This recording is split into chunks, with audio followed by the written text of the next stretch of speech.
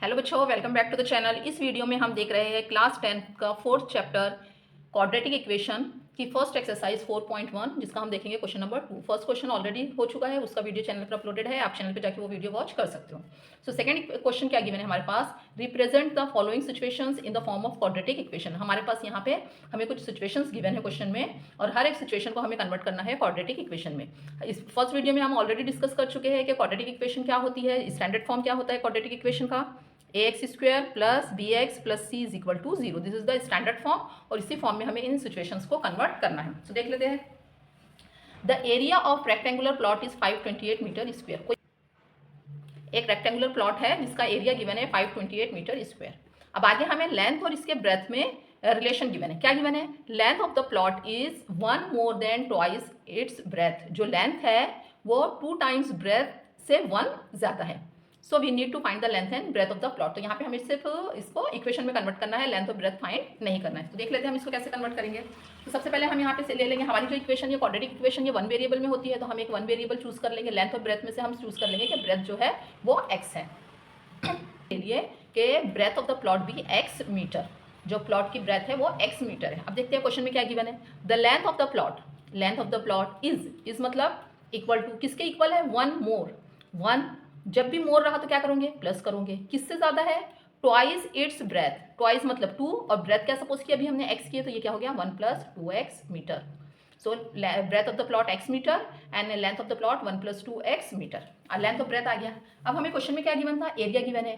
सो हमें पता है कि रेक्टेंगल जो है उसका एरिया क्या होता है, लेंथ इंटू ब्रेथ। सो यहाँ पे लिख लेंगे, so area of rectangular plot length into breadth. अब यहाँ पे वैल्यूज पुट कर देते हैं। एरिया क्या गिवन है क्वेश्चन में, 528, ये आ गया। लेंथ क्या ली अभी हमने यहाँ पे 1 प्लस 2x, और ब्रेथ क्या सपोज किए थे x। तो यहाँ पे अब इस ब्रैकेट को x से मल्टीप्लाई कर देंगे। सो x into 1 plus 2x into x is 2x square, 528। इन सभी को हमारी इक्वेशन क्या बन जाएगी, 2x square plus x plus 28 इधर लेकर आए तो माइनस 528 इज इक्वल टू 0। आ गई हमारी इक्वेशन स्टैंडर्ड फॉर्म में। बच्चों यहाँ पे अब हमने ये जो हमारे पास सिचुएशन गिवन थी, इसको हमने स्टैंडर्ड फॉर्म में कन्वर्ट किए। तो यहाँ पे हमने एक वेरिएबल ले लिए थे, ब्रेथ लिए थे x। सपोज अगर आपको नहीं समझ में आ रहा है कि अगर हम लेंथ ले x या फिर ब्रेथ ले x, किसको हम x चूज करें, तो आप यहाँ पे जैसे हमने third lesson pair of linear equation in 2 variables पे 2 वेरिएबल लेके किए थे, तो वैसे ही आप यहाँ पर भी कर सकते हो। जो आपकी इक्वेशन बनेगी वो 1 वेरिएबल में ही बनेगी। तो हमें आपको वो भी बता देती हूँ कैसे लेना है। तो सपोज कर लो कि यहाँ पर जो प्लॉट की लेंथ है उसको हमने सपोज कर लिए x, और जो ब्रेथ है उसको सपोज कर लिए y। लेंथ x हो गई, ब्रेथ y हो गई। अब क्वेश्चन में क्या बोला है, length of the plot. Length क्या लिए, x लिए। Length of plot is equal to 1 more than twice 2 twice its breadth. Breadth को क्या सपोज किया y, तो क्या हो गया ये 1 प्लस 2y आ गया यहाँ पे इतना। अब हमारे पास एरिया गिवन है। एरिया क्या होता है रेक्टेंगल का, length into breadth. So area क्या है, लेंथ इंटू ब्रेथ। अब लिख लेते हैं, लेंथ क्या सपोज किए थे हमने x, और ब्रेथ सपोज किए थे y। एरिया क्या है 528। हमारे पास यहाँ पर x की वैल्यू आ गई हमारे पास 1 plus 2y into Y, 528। So y into 1 is y plus y into 2y is 2y square, 528। अब पूरी इक्वेशन को एक साथ लिख लेंगे पूरे टर्म्स को। सो ये हो गया 2y square plus y plus 528 इधर लाएंगे तो माइनस 528 इज इक्वल टू 0। देखिए दोनों भी इक्वेशन, इस इक्वेशन में वेरिएबल y यूज हुआ है और इस इक्वेशन में वेरिएबल x यूज हुआ है। बाकी इक्वेशन दोनों भी क्या है, एक ही है, मतलब इन 1 वेरिएबल में। सो चाहे तो आप इस मेथड से कर सकते हो, या फिर अगर आपको नहीं आ रहा है तो आप 2 वेरिएबल्स लेके भी इक्वेशन सॉल्व कर सकते हो। तो जो आपकी फाइनल इक्वेशन आएंगी वो इक्वेशन क्वाड्रेटिक इक्वेशन ही रहेंगी और 1 वेरिएबल में ही आएंगी। आई होप आपको ये मेथड समझ में आ गए। दोनों में से कोई भी मेथड करोगे एग्जाम में मार्क्स आपको मिलेंगे उस पर। अब let's see the second situation. The product of 2 consecutive positive integer 306। 2 positive integer है और कैसे है, कॉन्सिक्यूटिव है, मतलब एक के बाद एक। We need to find the integers. अब इंटीजर क्या होते हैं, पॉजिटिव इंटीजर 0 1 2 3 4 इस टाइप के इंटीजर है। कॉन्सिक्यूटिव मतलब एक के बाद दूसरा, यानी मीन्स 1 के बाद क्या है 2 लेना है। अगर 2 ले रहे हैं तो 2 के बाद 3 ले रहे हैं तो 3 के बाद 4। मीन्स पहला इंटीजर जो रहेगा उसमें 1 ऐड करेंगे तो दूसरा इंटीजर। तो पहले हम सपोज कर लेंगे कि हमारा इंटीजर क्या है। सो हमने सपोज कर लिया कि हमारे पास जो 2 कॉन्सिक्यूटिव इंटीजर्स है वो एक x है और एक x प्लस 1 है। अब क्वेश्चन में क्या गिवन है, प्रोडक्ट। किसका प्रोडक्ट, 2 कॉन्सिक्यूटिव इंटीजर्स। तो ये हमारे पास 2 कॉन्सिक्यूटिव इंटीजर्स, तो इनका प्रोडक्ट क्या बनेगा, x प्लस 1। प्रोडक्ट किसके इक्वल है, 306। तो ये आ गया 306। मल्टीप्लाई कर लेंगे, x into x is x square plus x is equal to 306। 306 को इधर लेकर आ जाएंगे, so x square plus x minus 306 is equal to 0।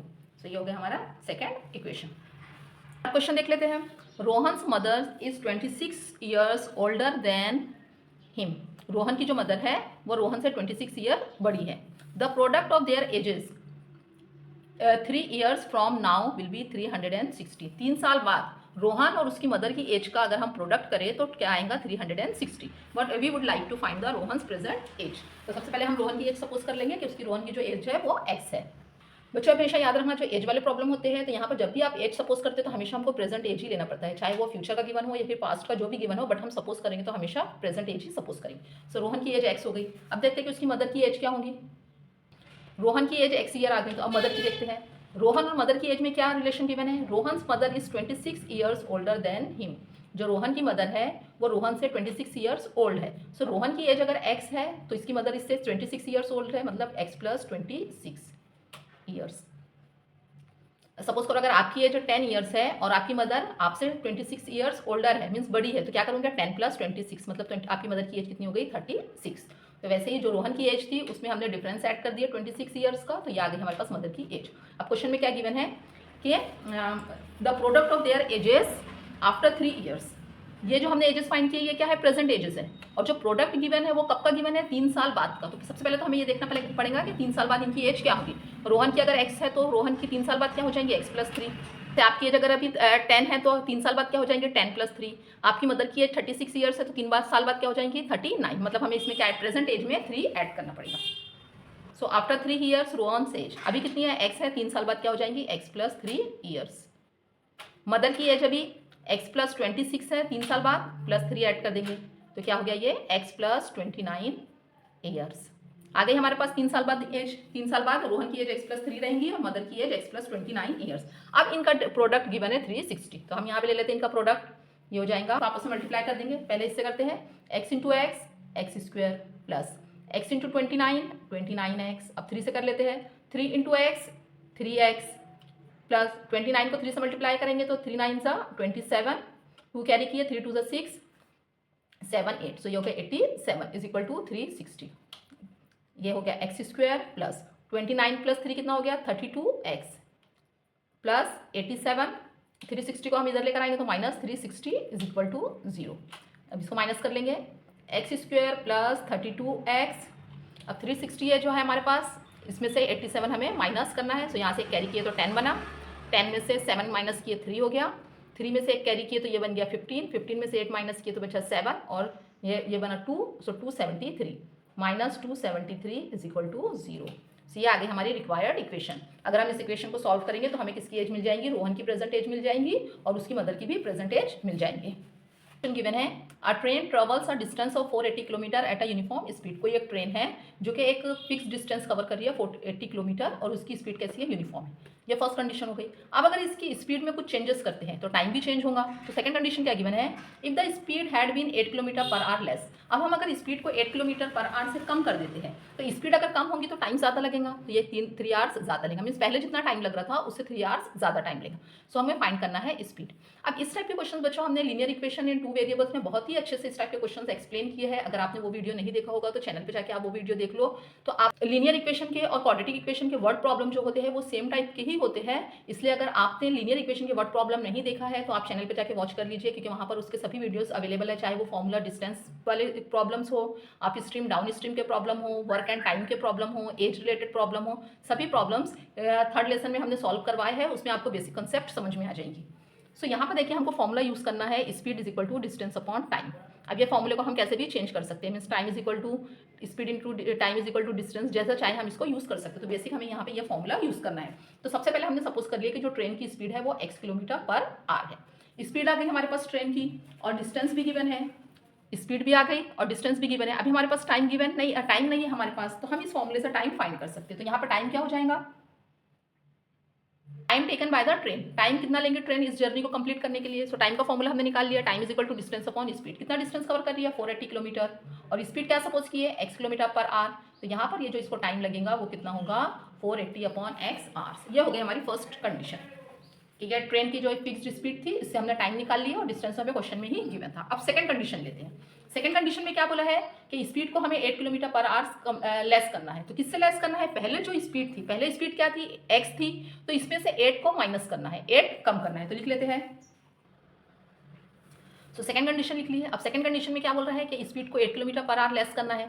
किससे लेस करना है? पुरानी स्पीड से। पुरानी स्पीड कितनी है? x है, इसमें से 8 माइनस कर लिए, तो ये क्या बन गई हमारी नई स्पीड। अगर स्पीड में चेंजेस होंगे तो टाइम भी चेंज होगा। सो अब न्यू टाइम क्या बनेगा? Then it would have taken 3 hours more. So speed को अगर हम 8 किलोमीटर पर आवर्स कम करते हैं तो ट्रेन को 3 आवर्स ज़्यादा लगेंगे। पहले कितना टाइम लग रहा था ट्रेन को? यह टाइम था पहले ट्रेन का 480/x। अब 3 आवर्स ज़्यादा लग रहे हैं, मतलब 3 ऐड कर देंगे। सो ये हो गया hours.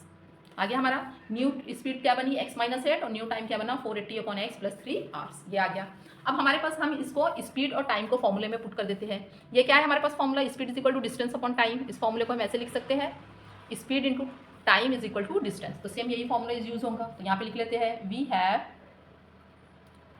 Speed is equal to speed into time is equal to distance. हमें यहाँ फर्स्ट नहीं लेना है, सेकंड लेना है, क्योंकि चेंजेस यहाँ पर होते हैं। तो स्पीड कितनी है ट्रेन की? x माइनस 8, टाइम क्या लगा?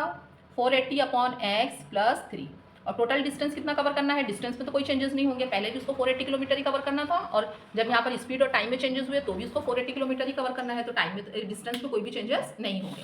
अब ब्रैकेट को मल्टीप्लाई कर लेते हैं। पहले इस ब्रैकेट को हम x से मल्टीप्लाई करते हैं, तो ये होगा x इंटू 480/x। अब x को 3 से कर लेते हैं, सो प्लस 3x। अब यह माइनस 8 से कर लेते हैं, 8 into 480/x minus plus minus 8 3 ज़ा 24 इज इक्वल टू 480। x से x कैंसल, सो क्या बचा यहाँ पे? 480 प्लस 3x।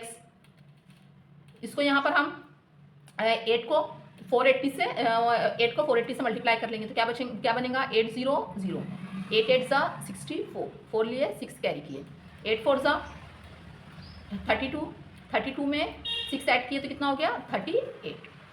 तो ये हो गया माइनस 24, और 480 इधर लेकर आए तो ये क्या हो जाएगा? Minus 480 is equal to 0। और ये नीचे यहाँ पर देखो x था, ये यहाँ x। अब ये x को हमको यहाँ से हटाना है। इस x को हटाने के लिए हम क्या करेंगे? पूरी इक्वेशन को x से मल्टीप्लाई कर देंगे। सो ये क्या बना?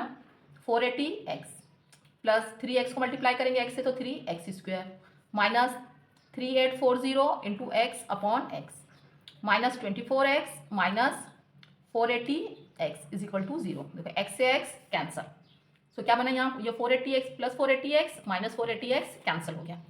सो ये क्या बचा हमारे पास? 3x² minus 24x minus 3840 is equal to 0। अब देखो बच्चों, यहाँ पर आपको ये जो इक्वेशन आई है, ये इक्वेशन भी हमारी करेक्ट है। अगर हम इसको इक्वेशन को सिंप्लीफाई करना चाहे तो पूरी इक्वेशन को अगर हम 3 से डिवाइड कर देंगे पूरी इक्वेशन को, तो हमारी इक्वेशन और ज़्यादा सिंप्लीफाई हो जाएगी। 3 से डिवाइड करेंगे तो यहाँ पर x² बचा, माइनस 24 को 3 से डिवाइड करेंगे तो 8 आएगा, x 3840 को 3 से अगर डिवाइड करेंगे तो ये 3 1 ज़ा 3, 8 में जाएगा 3 2 ज़ा 6, 2 बचा यहाँ पे, तो ये 24 बन गया। 24 में 8 कितना टाइम्स जाता है? 24 में 3 जाता है 8 टाइम्स, और ये 0 इज इक्वल टू 0। तो हमारी इक्वेशन क्या बन गई? x² minus 8x minus 128 is equal to 0। इस टाइप के और क्वेश्चंस लीनियर इक्वेशन में सॉल्व किए हुए हैं, आप वहाँ पे सॉल्व देखोगे तो आपको वीडियो में पूरे इसके बेसिक कंसेप्ट समझ में आ जाएंगे कि प्रॉब्लम कैसे सॉल्व किए जाते हैं। आई होप आपको वीडियो पसंद आया हो। ऐसे ही और वीडियोस के लिए चैनल को सब्सक्राइब करें, लाइक शेयर और कमेंट्स